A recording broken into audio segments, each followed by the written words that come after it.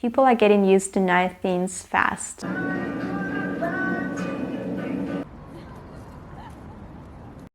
We've been in Kazakhstan for about a month. So I'd like to begin with sending gratitude to the universe, to the way things turned out to be, that my partner and I are safe, we're in the new place, we have a new chapter of our lives. We keep in touch with our parents via Skype calls, and we have some news from them, from our small town. We came from a small town in Donbass, 50 kilometers away from Mariupol, and people are promised to have gas and heating system on somewhere in the middle of December. There has been an active work right now. The new gas pipeline has been constructed just every day and night. So hopefully their lives are going to improve very soon. Things about Kazakhstan that really make me happy. So number one is that flags of Kazakhstan and Ukraine are of the same colors. I enjoy walking the streets and seeing yellow and blue colors everywhere. Another thing that feels like home that I didn't expect to see here is I found the building that looks just about the same. It looks identical to the building where I grew up in. So I was born in Belarus and I spent my 7 years of childhood there. And yes, I found a neighborhood that looks just the same as the neighborhood I grew up in. And I have so many flashbacks right now, how I was running as a kid. We had 9-story buildings there. I grew up in a city and then we moved to Ukraine, to more of a countryside region. So it's been so unusual and so good for me to see, and it feels like home. So Kazakhstan to me is really the mixture of Ukraine and Belarus, mostly because it was Soviet Union, right? And people were building this beautiful architecture together, and they had like same layouts, same designs. Everything feels really familiar here.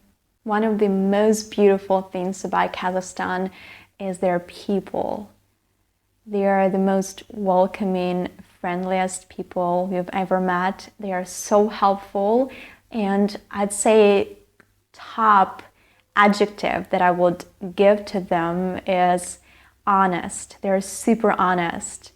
They are very transparent with you. I feel that my level of respect and gratitude to them is growing every day. As for unusual, uncommon things for me to see is there's different religion here. There are Muslim women that wear certain outfits that cover their bodies, their hair, their faces. And what is really surprising for me to see is even young girls, like girls who go to school, wear those long skirts, they wear hijab. I learned that word, I educated myself on that because that's super interesting for me to see. Like I've seen that only in travel videos.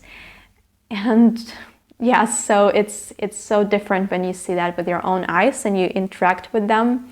There are also women who don't wear hijabs and they wear very modern clothes. What is surprising to me is that there are really a lot of women who do follow their traditions, who do follow religious rules, and they, from what I see, they love doing that. They love wearing hijabs, and it looks so gorgeous, so gorgeous. Again, my respect is really growing for them. And last but not the least is the most loveliest thing ever that I see every day is dogs playing with kids.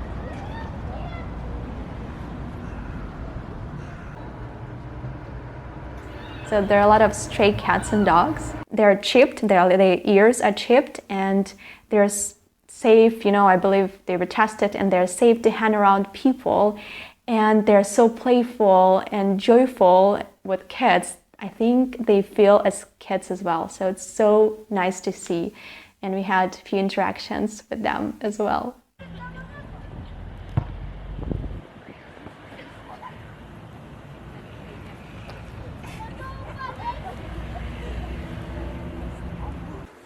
Привет. И он тянется такой, Привет.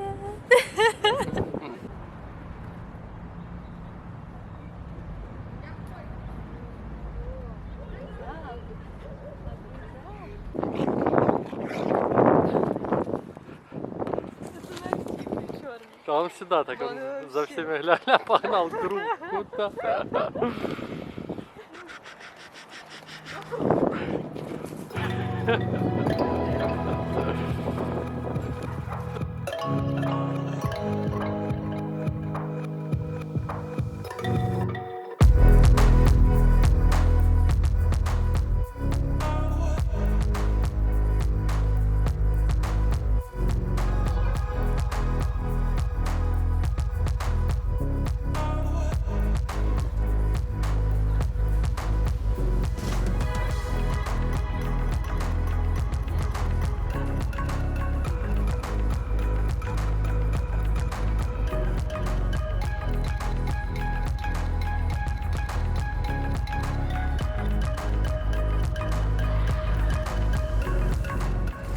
I like to talk about prices here in Kazakhstan. Take any vegetable and a price for a kilogram is going to be around 50 cents.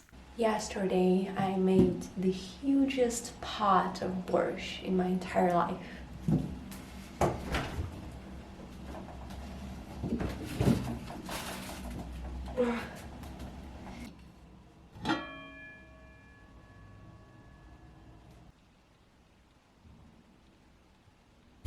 Date plums are here very cheap and they are so sweet. Last week it was my birthday and we ordered sushi. There were 3 sushi rolls and we paid $6.50 for that. And we had a free delivery. That's incredible. We buy water to drink and it's cheaper than it was in Ukraine. I will show here the prices for gas for the car. Public transport is cheap as well. If you want to go to any place in the city, you will pay $1. And if you need to, cross the whole city from one point to the other, it will take $2. So we rent this apartment for $200 a month. We weren't specifically looking for such a nice apartment. It just happened to be the same price as any other apartment. There are 2 rooms. There are heated floors, which is my favorite thing. There are high ceilings and very thick walls. We were told that German people were constructing those buildings. There are a lot of them in the row along the street. And yeah, they look very nice and European, as my friend from Europe says. triangle pose, straightening out your front leg, lean forward, reaching your right hand down and extending your left fingertips up towards the sky. Utility bills here are nice. The highest bill is going to be around $20. So it's winter season, heating system. So it's not going to reach higher than $20, which is incredible. Interestingly enough, in our small town where we came from, we paid from $10 to $15 a month for the rent.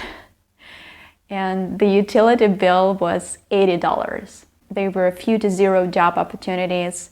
Everybody knows each other in that small town, and utility bills were really high. So we literally paid $10 a month to rent an apartment in our small town. People are getting used to nice things fast. That's true. Just the ability, to have running water at any point of the day. Wow. I forgot what it's like. I just forgot what it's like. And being warm is the nicest thing ever.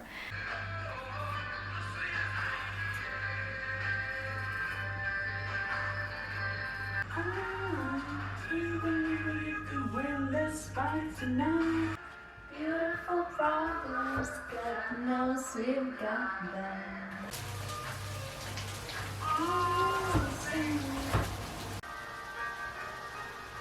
There is this private sector very close to our house. It reminds me of home.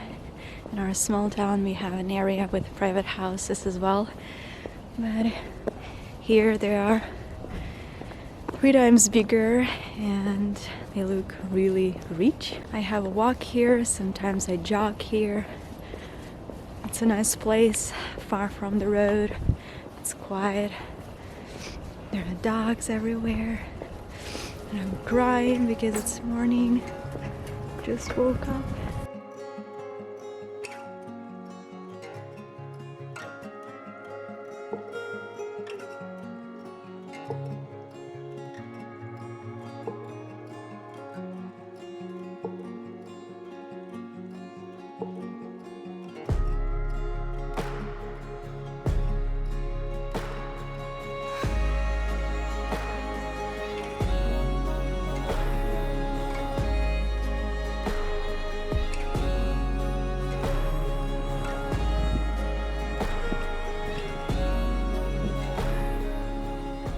As for work, I half expected that I would find students on my own and would be self-employed, but it didn't really work out. So I landed a job with an online teaching company again. But it's fine, it's fine. It's life goes on, and I am grateful for just any opportunity right now. My first experience with planning every day and every week was in 2021. I bought the cheapest planner available, which was actually our school planner, the one the kids take to school. In Ukrainian, it is called Щоденник. And today I bought a Kazakhstan version of a school planner. I love them because they are super cheap. They're like a blank canvas. There is only the grid with the weeks, and that is all. That's all you need, and I love it. Gündelik, Saturday, Senbi. There is Senbi everywhere. Monday, Dusenbi, Seysenbi, Sersenbi, Baysenbi, and Friday is Juma. I gave up sticking to my planner when the war started. It was interesting to observe how my mind switched to my native language, and I did not speak English in my head. I was still journaling in English. I was still reading books, and that really helped me with my practice. However, as long as I didn't listen to anybody in English, I didn't hear it anywhere else except the books, I didn't really talk to myself in English at that time. But it came back when the internet started working. So that's an interesting observation I now reflect on. Thank you so much for watching. I hope you enjoyed it. If you have any questions, leave them down below. I would love to answer them. Thank you.